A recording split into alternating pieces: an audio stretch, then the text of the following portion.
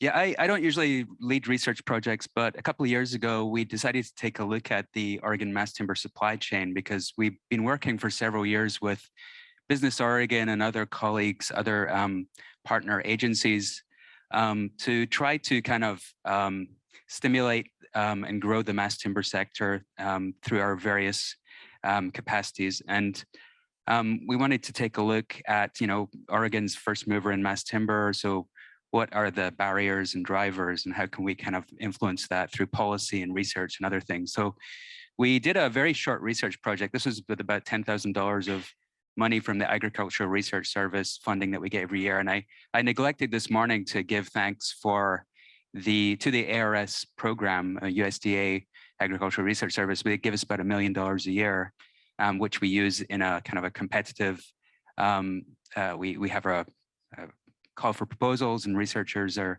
submit proposals, and those are vetted by an industry committee. And so we're really grateful for the ongoing support of ARS.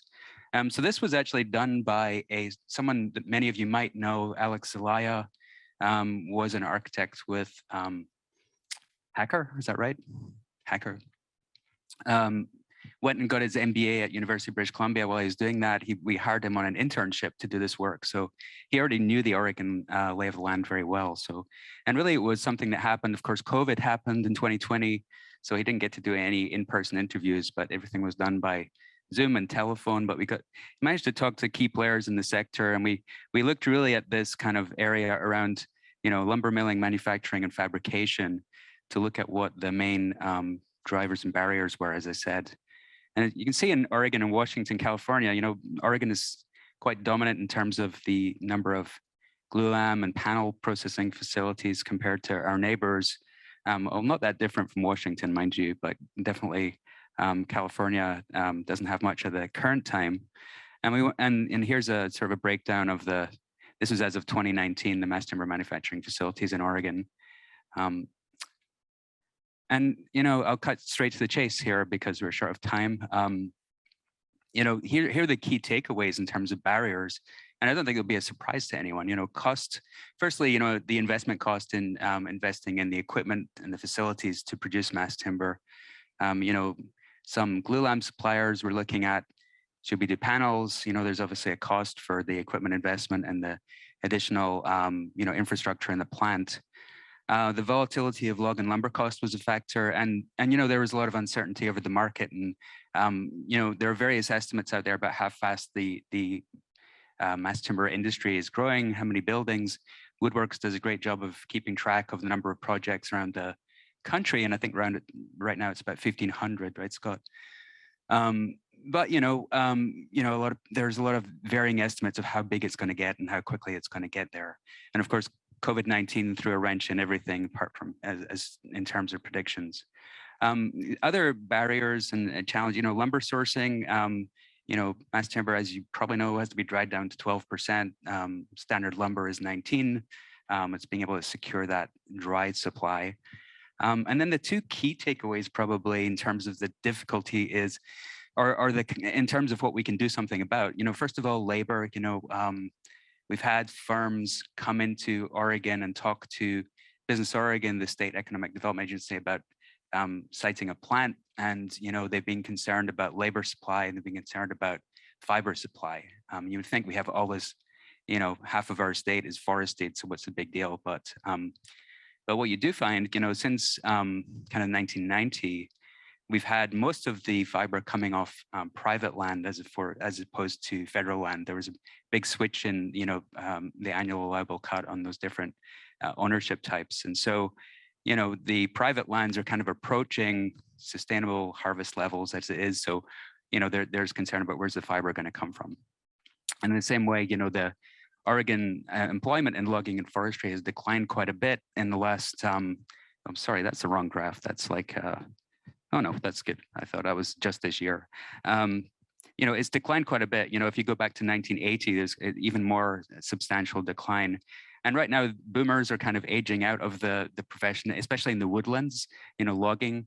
80% plus of the logging activities being done by guest workers. And, there's not a lot of kind of job security and that kind of thing. And so there's some issues around, future workforce from the woodlands right the way through things like mass timber manufacture, where you need digital skills and CNC skills, 3D CAD skills, and all those kinds of things. So those are identified as really the major issues. So I want to kind of pivot here, segue, I guess, into talking about this award that Judith mentioned at the outset today, this EDA Build Back Better award that was that we just found out about just at the beginning of September, actually. And the award is $41 million to a coalition of entities who applied for funding, including Oregon State and University of Oregon. And that was supplemented with another $6 million from Business Oregon. So it's actually almost a $50 million pot of money. And here are the entities that came together to submit the proposal for that funding. And we submitted kind of a basket of proposals that were all kind of bound together by one kind of overarching narrative.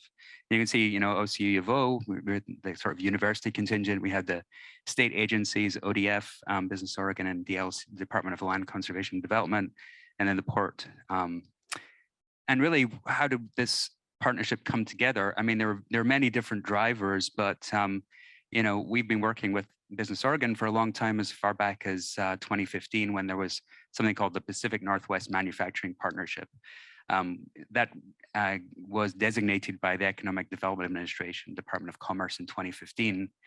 We had a modest award of funding in 2016 or 17, maybe it was a little earlier, to do some testing of mass timber products and buildings.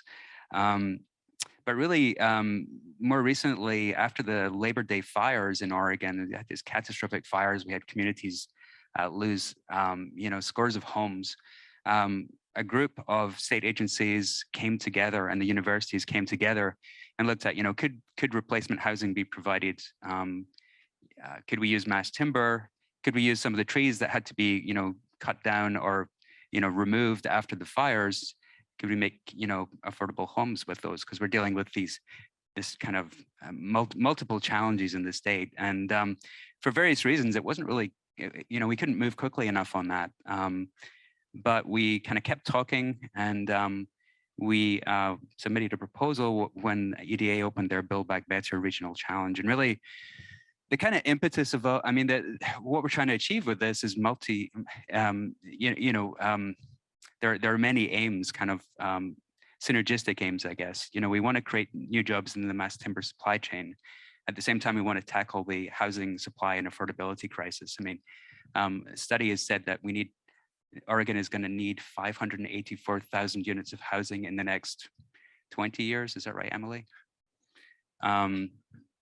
We want to reduce carbon emissions of the built environment, which we can do by using mass timber, of course. We also want to reduce wildfire risk, and we can do that by using some of the fiber that comes from restoration forestry, where we thin the forests to make it less prone to extreme fire, extreme wildfire, and we bring that into the commercial supply chain. In doing so, we also have co-benefits like improving forest health. So there are many strings to this bow. Judith is going to probably talk about this one. Kind of pivotal is looking at affordable housing using mass timber. And Judith's been working with City of Milwaukee for the past couple of years, Providence Health and others. And I'll let you cover that, Judith. She's going, just move on already. And Mark Fretz, I'm sorry, yes, who's sitting beside Judith over there. The kind of cornerstone is, can we make a dent in the affordable housing crisis by using mass timber and using the benefits of prefabrication and panelization to make this actually drive down the cost, not just affordable housing through subsidies from somewhere, but affordable housing meaning the unit cost is low. And we're not the only ones working on this. Path House, and Emily is sitting in the audience there. Path House has been working on this for the last couple of years as well, and they're driving a lot of innovation in the private sector, and we're going to be working with them too. So the port has a piece of this. They're going to be revamping a dormant marine campus, a marine terminal, Terminal 2, just north of the Portland downtown area, trying to create a mass timber manufacturing hub there. We got projects along the supply chain. Oregon Department of Forestry, and Marcus is somewhere in the room. Hey, Marcus. They're going to be working with the Willamette National Forest, doing some NEPA studies, doing the National Environmental Protection Act studies required to pave the way for some sustainable restoration forestry to happen there. And they're going to be supporting that with a track and trace program that will build confidence among designers and developers in, the sustainability of the forest management practices that are used to produce the lumber.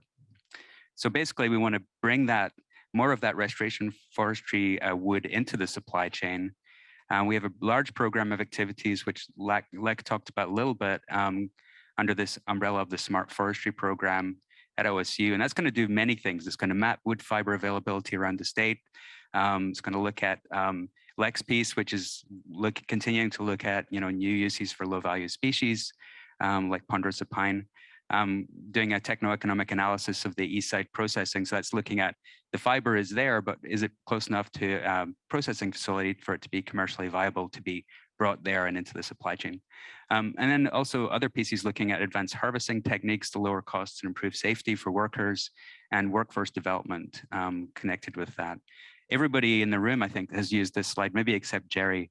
This picture of the 3-story test. We're quite proud of it. It took a lot of effort, I tell you. It was like months and months. And I want to give a shout out to Phil Mann over there in the back, who's our technical manager, and Byron Miyamoto, if he's around, our structural testing coordinator.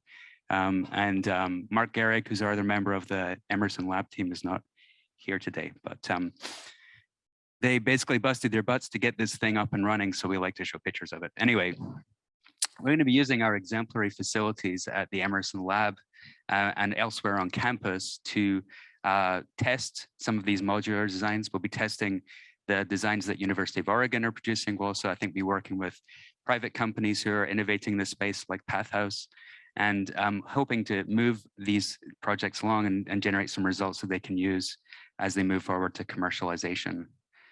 Sorry, I forgot that was there. This is our team producing very rapidly, laying up CLT on our 8x10 foot press. And if you haven't been to our lab today and you have time at the end here, as we have a beer and wine, if you want to walk over with us to the Emerson Lab, we're not going to actually do this. It's a bit much effort for the end of the day, but this is some of the stuff that we do in this space. And the other part of the puzzle, this is Erica Fisher, who's in the room as well somewhere, I think. Erica, are you around? I hope so, because you're presenting in the next session. Maybe she's here. Okay, good. This is Erica Fisher from the College of Engineering. Fire research is something that several people in the room and our TDI family are working on, and we're going to be adding an intermediate scale fire testing lab at OSU with some of the EDA funding. So we're very excited about that. And at University of Oregon, they're even more ambitious project. They're building a state-of-the-art acoustic testing laboratory on the Terminal 2 facility at the port. That will be really a game changer, to use a really cliched phrase. It'll be a really, it will open up vast new capabilities for research on the West Coast. There's nothing like it exists currently on this side of the country. And we'll also be doing, the other part of this EDA funding is doing some zoning outreach. Right now, it's difficult to put modular buildings in certain communities due to zoning bylaws and that kind of thing. And Department of Land Conservation Development is going to be doing some work with communities, helping to develop model language for zoning and state building codes to basically pave the way for this to be rolled out in an easier way. And wrapped around all of this is a workforce development strategy that's going to be involving not just universities, but also community colleges and trades training, union training as well. So that is my presentation. Thank you for listening.